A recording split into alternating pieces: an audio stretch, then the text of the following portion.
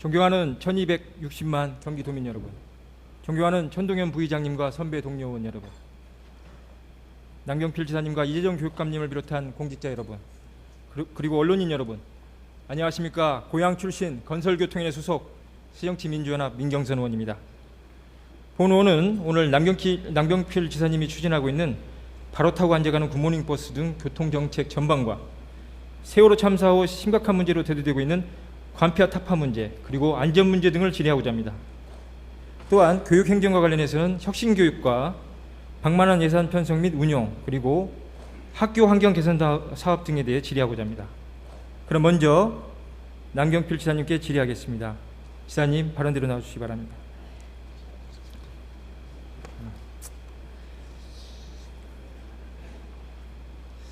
매번 선거 때마다 여론조사를 해보면 경기도민이 가장 불편하다고 생각하는 게 첫 번째가 바로 교통입니다.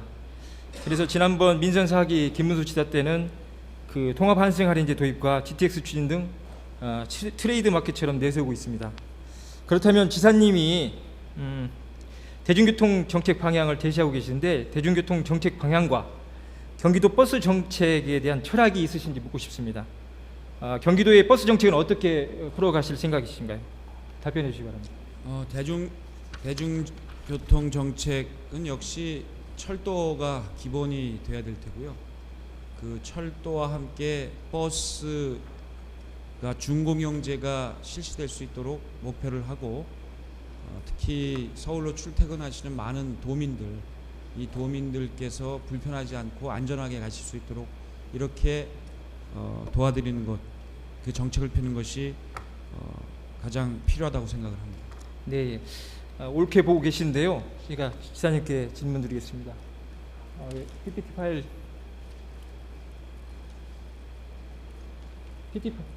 안 보이네. 지금 지사님, 우리 경기도 대중교통과 예산 중에 가장 많은 부분이 표에서 있는 것처럼 약 90%가 버스 업체에 대한 보조금과 손실 보전금입니다. 네, 그렇습니다. 네, 그 금액이 이제는 유가 보조금 포함해서 한 3천억 원 가량입니다. 네.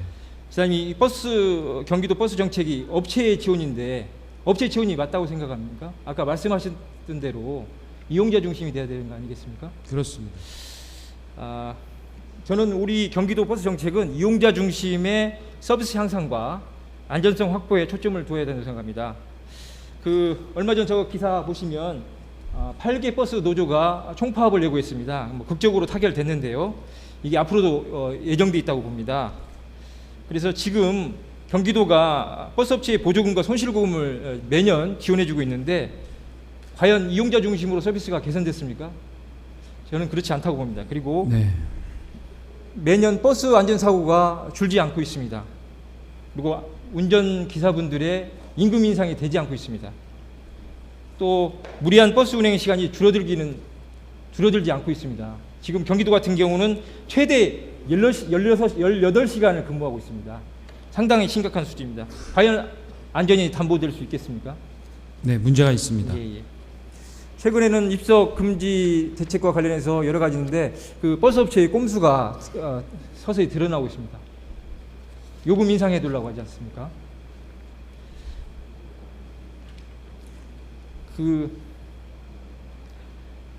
안전하고 서비스 질을 개선하기 위해서는요, 운전기사의 근무 여건을 개선해야 합니다. 네, 그리고 차량 시설을 개선해야 됩니다. 특히 재생 타이어 안 쓰는 버스, 청결한 냉난방 시설을 갖춘 버스, 안락한 탑승을 주는 좌석 버스가 실현되는 것이죠. 그렇지만 지금 경기도 건설국에서 과연 점검 한번 나간 적이 있는지 저는 의구심이 듭니다. 제가 보고받은 바가 없습니다. 네, 없습니다. 예. 이렇게 안이하게 대처해서는 과연 이 안전한 보장, 그다음에 서비스 질이 향상될 수가 없는 것입니다. 그래서 본원이 지사님께 제안드립니다. 서비스 개선 및 안전성 확보를 위해서는 예산이 필요한데, 특히 운전기사 근무 여건 개선이나 차량 시설 개선을 하기 위해서는 예산이 필요합니다. 네. 현재 아까 말씀드렸듯이 업체 지원이 90% 이상입니다. 그러면 본원의 생각에는 최소한 7대 8 정도는 예산을 반영하게 된다고 보는데, 지사님 생각은 어떠십니까? 의원님 지적이 타당하고요. 다만 이게 이제 당장 예산을 투입하기보다는 전체적인 그 밑그림과 합의와 이런 것들이 완성되면서 추진해야 될 것 같습니다. 그래서 지금 경기도 버스 체제 개편 말씀하신 준공영제를 포함해서 추진 방안에 대해서 지금 그 연구용을 줬습니다. 이게 이제 결과가 나오는 대로 또 도의회와 토론을 해서 이런 예산 방향에 대한 정책을 꾸며나가도록 하겠습니다. 결과가 나온 이후에 추진할 예정이십니까? 함께 지금부터 이제 논의를 저희 내부에서도 논의를 하고 있고요. 예. 용역 결과가 상당히 그 중요한 참고가 될 것 같습니다. 그 지사님 공보문에 보면 아까 말씀하신 바로 타고 앉아가는 굿모닝 버스 준공영제, 그리고 뭐 2분마다 출발하는 광역버스, 따복버스, 따복택시, 저상버스, 그리고 뭐 별도로 N버스를 공약하신 바 있습니다. 맞죠? 네, 그렇습니다. 그러면 지사님 그 공약하신 굿모닝 버스와 버스 준공영대에서 묻겠습니다.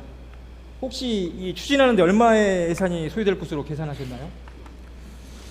당시에 예산 해놓은 게 있는데 한 4년에 한 3천억 정도 드는 것으로 그때 기억을 합니다. 3천억 원이요? 네. 그러면 그 시군 재정 분담 비율은 어느 정도로 계산했습니까? 3대 7이죠. 3대 7인데 이번에 사실 이 좌석 금지 조치와 관련돼서는 이번에 5대 5로 했습니다. 5대 5요? 예. 아니 제가 뭐 다른 루트를 통해서는 5대 5로 보고 있는데 3대 7이라고 하면 3은 경기도가 부담하고 7은 시군한테 부담하라는데 결국은 경기도가 생색은 다 내고 시군보다 떠안으라는 거 아닙니까? 그렇지 않습니까? 지사님이 공약을 했으면 지사님이 주도적으로 재정 관련해서 비율을 해서 뭐 6대 4가 됐든지 그래야 시군이 따라올 수 있는 거 아닙니까? 지금 뭐 성남 같은 경우로 준공영제 관련해서 연구 용역을 했는데 불가다른 게 아닙니까? 과거의 연구 결과가. 그러면 3대 7로 했을 때 어떤 시군이 따라서 하겠습니까? 강압적이지 않습니까? 지금 버스 정책과 관련해서 버스 인허가권이 어디에 있습니까? 시군한테 있습니다. 시군한테 인허가권을 회수하지 않으면 버스 준공영제 할 수 없는데 3대 7로 한다면 누가 인허가권을 반납하겠습니까? 그렇지 않습니까? 뭐 아직 결정한 것은 아닙니다. 그래서 예. 얼마든지 논의 그래서 과정을 심도 있게 정확하게 경기도가 부담할 수 있는 부분을 해야 시군이 따라가는 거 아니겠습니까? 마음은 아주 굴뚝입니다. 네, 좀 그렇게 해주시고요. 그 버스 준공영제 사례를 보면요, 서울, 부산을 비롯해서 6개 광역자치단체가 시행을 하고 있습니다. 그런데 지금 공공성 확보 부분이 있어서 상당히 장점도 있지만 현재 재정지원금이 매년 증가 추세입니다. 이에 대한 대책도 경기도가 세워야 되는 것이죠. 네. 근데 아까 말씀하실 때 연구 용역을 9억 8천만 원 이번에 검교위 예산에 편성했습니다. 그러면 버스 준공영제는 언제 추진하고 어떻게 추진할 계획이십니까? 버스 중용제는 단순히 예산만의 문제는 아니라고 생각이 듭니다. 예. 그래서 이건 관계되어 있는 분들이 모여서 정치적인 합의를 하는 것들이 굉장히 중요하기 때문에 예. 바로 이러한 이 논의의 틀을 만들면서 논의를 시작하면서 이러한 용역 결과도 함께 참고하도록 하겠습니다. 그러면 합의 도출은 누가 하는 것이죠? 지사님이 하십니까? 합의 도출은 아무래도 노사정 협의와 그렇죠. 같은 협의체에서 예. 하게 될 것입니다. 예, 알겠습니다. 예. 이제 본원이 이 버스 정책과 관련해서 누차 자료를 매 개월마다 수차례 요구를 했습니다. 그런데 실제 제목만 있고 목차도 없고 내용도 없습니다. 어떻게 추진하겠다는지 갈피를 못 잡겠더라고요.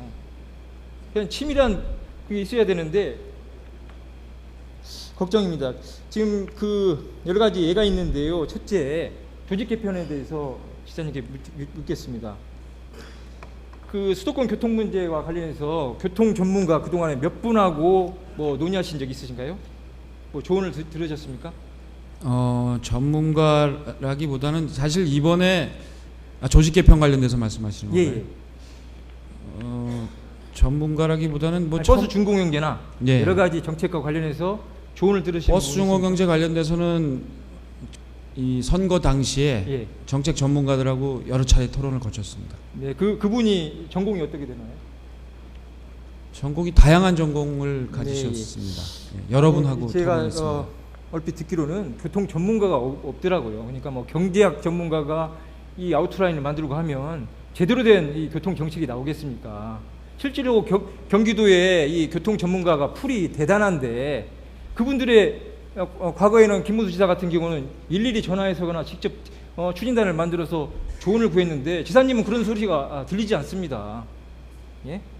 이미지만 있지 실질적으로 실행하는 계획이 전혀 없다는 게 제가 지금 취임하신 지 3개월째 되는데 사실 문제가 있지 이제 않습니까? 그 취임하고 나서 의원님 말씀 지적이 상당히 옳고요. 다만 이제 갑자기 돌발적으로 생긴 이 그 입석 금지와 관련된 정책을 매일 체크하고 하면서 예, 예. 지금 의원님 말씀하신 굿모닝 버스라든지 예, 예. 특히 중공영제 관련된 이러한 토론이 미흡했던 건 사실입니다. 예, 예.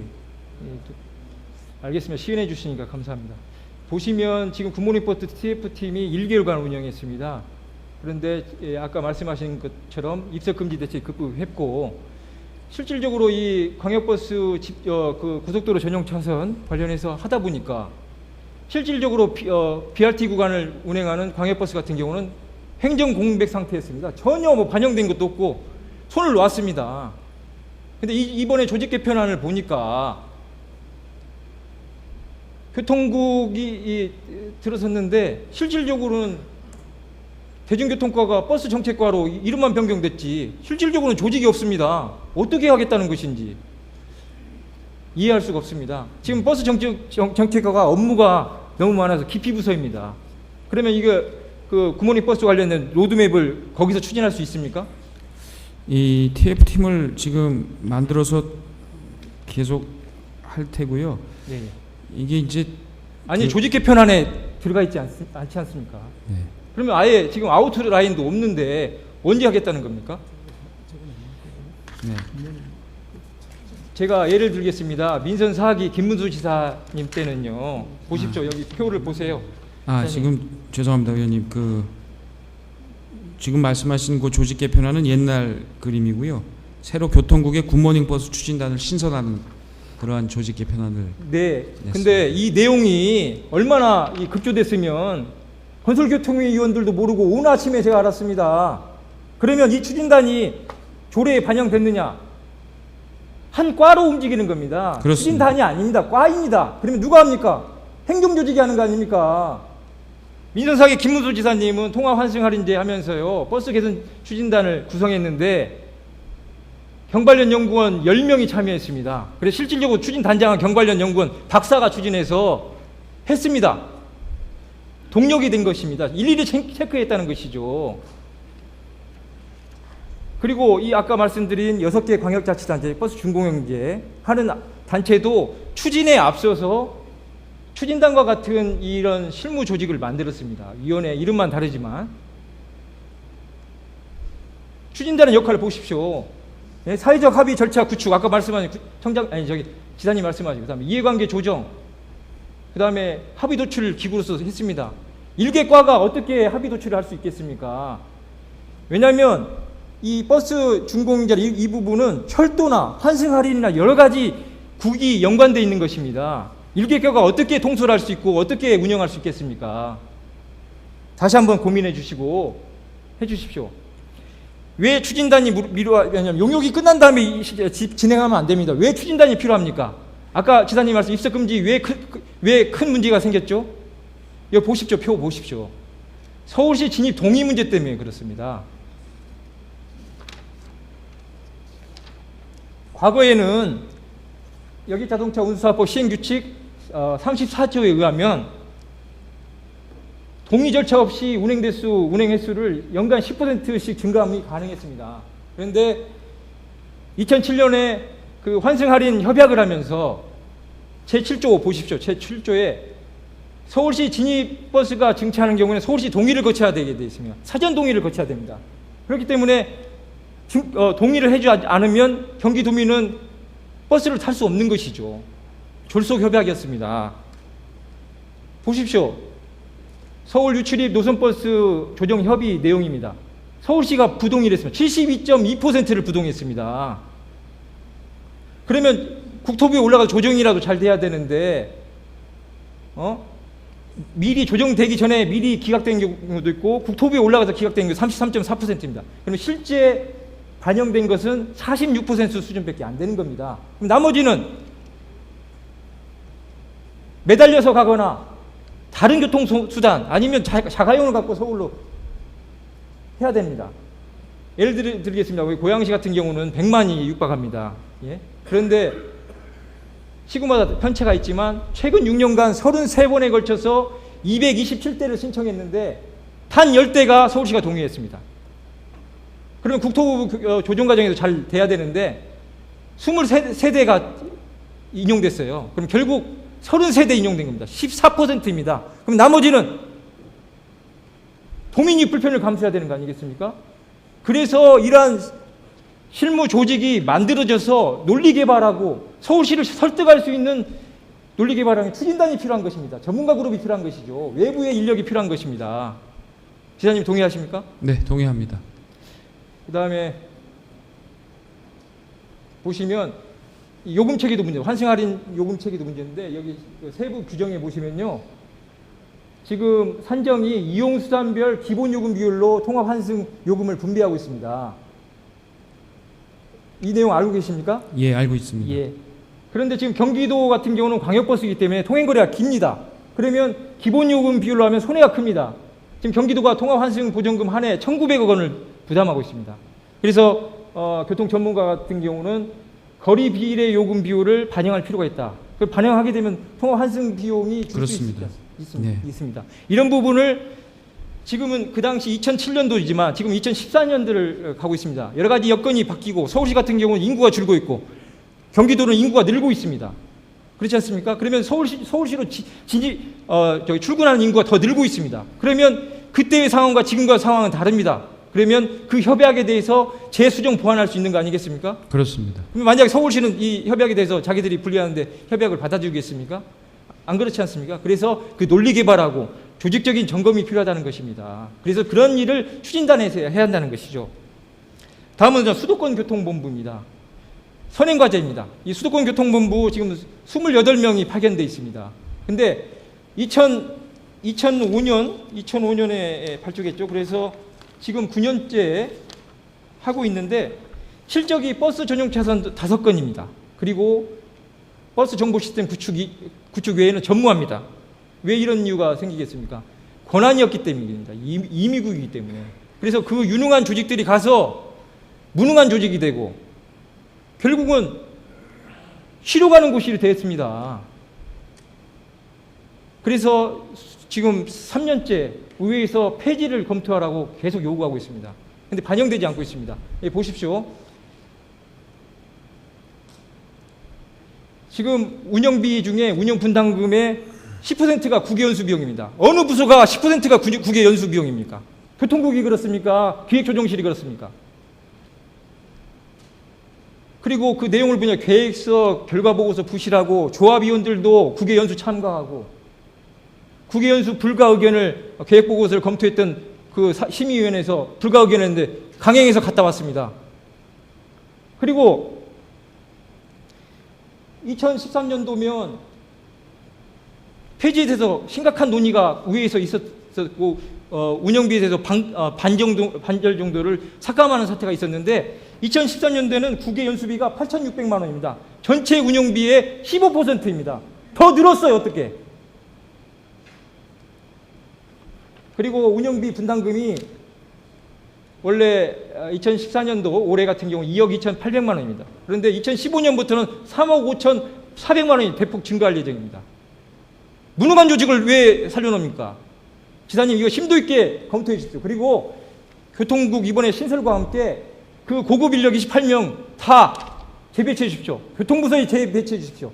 그리고 지금 수도권 교통본부가 왜 문제냐면 수도권 교통본부가 하는 일이 무엇입니까? 가장 중요한 게 서울 유출입 그 증차에 대해서 협의하고 조정하고 하는 역할인데 한 건을 못했습니다. 한 건을.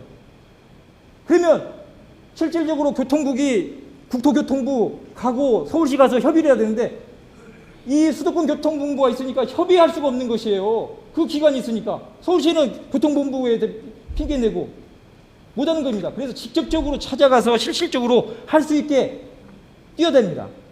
지사님 어떻게 생각하십니까? 말씀 좀 해주세요. 예, 의원님 말씀하신 이 수도권 교통본부 문제에 대해서 처음부터 다시 검토를 해보겠습니다. 해주십시오. 심각합니다. 그 28명 놀게 해서는 안 됩니다. 실질적으로 일할 수 있는 부서에 재배치해서 지금 교통부서 보십시오. 대중교통과 기피수 부서입니다. 누가 가려고 하지 않습니까? 가장 민원이 많은 곳이지 않습니까? 그러면 실질적으로 그런 큰 조직을 만들어 주셔야 실질적으로 일을 할 수 있는 거 아니겠습니까? 적극 검토하겠습니다. 네, 적극 검토해 주십시오. 시간이 없는데요. 다음은 지사님 의지입니다. 김은수 지사님 때도 5기 때는 지사님이 수도권 교통과 관련해서 여러 번 서울시 시장을 만났는데 한 번도 거론하거나 제출한 바가 없습니다. 지사님이 직접 나서야 된다고 생각합니다. 지사님이 이 교통 문제에 관련해서는 직접 나서 주시기 바랍니다. 답변 네. 부탁드려서 그렇게 해주시겠습니까? 네, 감사합니다. 그러면 의회 차원에서 적극 돕겠습니다. 시간이 없기 때문에 아까 말씀드린 선행 과제 또 이외에도 여러 가지가 있습니다. 이런 문제가 있기 때문에 실질적으로 추진단이 구성돼서 용역이 나오기 전까지 이런 문제를 세계적으로 분석하고 그 용역 결과에 따라서 집행을 해야 되는 것입니다. 동의합니다. 네, 동의해 주시죠. 감사합니다. 존경하는 선배 동료 의원 여러분, 버스 준공영제는 현실적으로 어려울 수 있습니다. 하지만 경기도 지역 특성에 맞는 준공영제를 도입할 수도 있습니다. 그에 앞서 무엇보다 중요한 것은 경기도 버스 정책에 대한 지사님의 철학과 큰 기름이 필요하다고 봅니다. 더 이상 의미 없는 업체 위주의 버스 정책에서 하루빨리 벗어나기를 기대합니다. 그리고 버스 서비스 질 향상과 차량 시설 안전에 예산이 반영되기를 부탁드리겠습니다. 앞으로 우리 건설교통위원회 행감이나 5분 자유 발언을 통해서 계속적으로 요구할 것입니다. 반드시 시정되고 개선되는 모습을 보여주시기 바랍니다. 또한 의회 차원에서도 특위 구성 및 적극적인 조직적 검토가 필요하다고 봅니다. 지사님 간단하게 답변 부탁드리겠습니다. 그 의원님, 제가 오전에 말씀드린 것과 같이 의원님이 오늘 제기해 주신 문제들을 저희가 바로 이번 의회 이 질의가 끝나고 나면 모든 실국장들이 모여서 의원님들 질의하신 내용과 거기에 그 저희가 점검해야 될 내용을 다 구분을 해서요. 의원님들 제안 중에 이런 제안들은 반드시 추진하는 게 좋겠다는 내용이 결정이 되면 그건 바로 이제 의원님들과 바로 함께 이러한 특별한 팀을 만들어서 진행을 할 예정입니다. 네, 그렇게 해주시고 수시로 좀 실무국 통해서 보고를 할 수 있도록 해주시기 바랍니다. 그렇게 하겠습니다. 네, 감사합니다.